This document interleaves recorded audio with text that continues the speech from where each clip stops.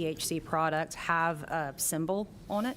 We adopted the ASTM symbol. It's a yellow triangle with a cannabis leaf on it, and it has to be, I believe, 3/4 of an inch high and wide, and stay that proportion, and unless it's larger than the actual container. So you ought to be able to pick up a drink, and it should have that large yellow triangle for easy identification. Beyond that, retailers are not allowed to sell any of the hemp products to anyone under 21, and their signage is required, and what you would expect for those retail restrictions. And the total amount, like I'm looking, I believe that Senator Albers passed something out that he pulled right off the internet, and it's a product called Wink. They sell a 2.5 milligram, a 5 milligram, and a 10 milligram can. Mm-hmm. And I don't know if on there if it tells you how much THC you're ingesting when you do, but like the 10 milligram can would be the equivalent of 4 beers. And I think for most people, 4 beers would get them a DUI. Sure. So this is an area of the industry that hasn't been well developed. You can develop a tolerance to consuming cannabis products just like with beer. And so what I've heard from users that consume on a regular basis is that a 10 milligram drink for them has very little effect, and that you build a tolerance faster than alcohol. Now, that's just anecdotal evidence that was provided. So and there's very little research available to look at and to create a standard. One more question, because I'm not a expert on it, but with alcohol, you can't change your body mass. If you're drinking alcohol, it's a percentage of what's your blood alcohol content. Mm-hmm. Doesn't matter whether you're tolerated or not. Mm-hmm. If you're above the 0.08, I believe, as a regular citizen driving a car, you can be charged with easily you fall under DUI. Even at 0.05, I think you can be charged as impaired. But with the situation here,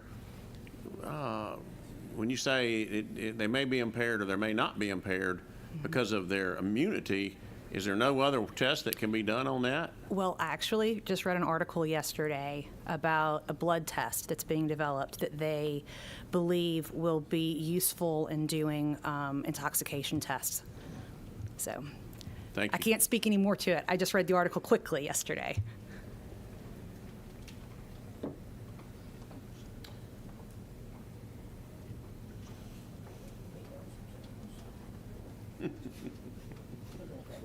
All right, show and tell. I do. I don't have any glasses. You got to chug it out of the can. Go ahead, Senator Summers, your question. Mr. Chairman, in relation to, Ms. Catherine, in relation to what Senator Albers was saying a while ago in regards to people all over, he referenced his computer, people all over, to the other speaker. I mean, Agriculture Department has nothing to do with alcohol, but I mean, it's probably killing or causing a lot more trouble than this is right here. When you said 10 milligrams, I remember we talked about this over and over and over again. It's the fact that you have the 10 milligrams that allows people to have the issues, if they have hurting issues or pain issues or whatever, those 10 milligrams get them there. If you put it 5, they have to drink much, much more, and then they're way over where they should be. That's why I believe it was promulgated to make it 10 milligrams in the drink. Is that safe to say that? It's not exactly the methodology that we used. Like we started with the drinks at the 5, and one of the kind of compelling arguments that some of the folks that came and testified to us said, look, why would we have a 10 milligram gummy and a 5 milligram drink? So, Okay. that was nice and reasonable, and so we adopted commonality. But we did recognize that 10 milligrams was the commonality across most states for gummies. If I may follow up, Mr. Chairman. Last question. The 10 milligram, the gummies, from what we were told and what we researched, you can eat 4 or 5 gummies before they ever kick in, and then you're just out there. The milligrams in the liquid or the drinking liquid actually went to work faster, and I think that's sort of what we talked about. So I don't know. Well, Hey, have no I'm personal okay with banning experience. alcohol. I mean, I'm okay with banning alcohol. I have a problem with it. You know, it causes problems too. But I just All right, show and tell. This is berry ginger fizz. It has marijuana leaf on the outside to let you know it has THC. It says it's from 0.3% THC by dry weight. do we try it? Nope. And on the can, it says 5 milligrams Delta 9. 1 can equals 1 hit. Onset, 10 to 15 minutes. High lasts 45 to 60 minutes. And it's a 5 milligram container. This is not made in Georgia. This is the Georgia product I talked about, Blue Roo, high seltzer. On the outside, it says 5 milligrams Delta 9 THC and 10 milligrams CBD. Uplifting vibe, mango. And it carries on and tells you on the outside that this is 12 ounces in this product, and they tell you that this is the 5 milligrams of Delta 9 THC in it. It doesn't tell you how high you get or whatever. Here's another one that's Crosstown Brewing out of Memphis, Tennessee. In the Clouds, Stratosphere, non-alcoholic peach tea, 10 milligrams THC. So this is double my Georgia product. And it goes on and on. I mean, we got one of them, high spirits, cherry limeade, 50 milligrams THC in 12 ounces. I don't know what else it says, but all buzz, no booze, and it has the marijuana and THC products on it. And here's a off-field Movement Made Happy, 5 milligrams THC, 10 milligrams CBD, 10 milligrams CBG, and I don't know what this is, Catherine, you might, 100 milligrams L-theanine, something like that. And it has all the warning things on here. It's got all kind of stuff in it. And my problem is we're not regulating these, and y'all are trying to. You've passed regulations, and all I'm trying to do is codify that. And on one, I went down below you. The others, I don't go up like your second level does on the number of servings. But am I right that we're pretty close to what the Ag Department thinks is the right limitations on content? Okay. Does this restrict you from adding new rules or regulations as new products come out, or maybe even tightening them up below the statutory minimums? I don't believe so. Okay. I don't believe so. Thank you, and I apologize for blindsiding you, but you are so knowledgeable, and it does never hurts my feelings if you were to say, Ag Department would really prefer you get out of our business, or you're contradicting something we're doing, because we don't want to be working against each other. Well, Okay. thank you so very you. much. And Commissioner Harper is very passionate about taking care of this issue and regulating it in a way that's safe for consumers. He texted me a picture the other day of some product he was destroying, Yeah. where he had found some illegal products in the store, so he is enforcing. What's the pleasure of the committee on this bill? You got a question, Senator Brass? Yes, sir. So of the products you showed at Show and Tell, only one of those you can get in Georgia? Is that correct? Made in Georgia. Made in Georgia. Made Can in you get different- all those products in Georgia? I don't know. Our local liquor lobbyist gave them to me as Show and Tell. So they found them somewhere. I think so. Can you, can't you get some of those at like gas stations? That's only place pretty much. You could get them in grocery stores. They cannot be sold in a liquor store So you can get all those in a gas station. You Anybody can get them. if they carry them. If they're 21. If they're 21. Anybody at 21 can walk off the street and go in there and get those drinks That's and right. get high. Right now. Now, some of these are in violation of the newly enacted rules and regulations of the Ag Department if they truly are in Georgia stores. And Okay. that's why they're getting this, they're educating. They're putting that out to let the retailers know. They're licensing retailers, and they're telling them this is all you're allowed to sell. Now, I can answer Senator Ginn's THC question because I do some DUI defense. You can be DUI alcohol, and that's where the .08 comes into play. That's grams per milliliter of alcohol. If you're under 21, it's only .02.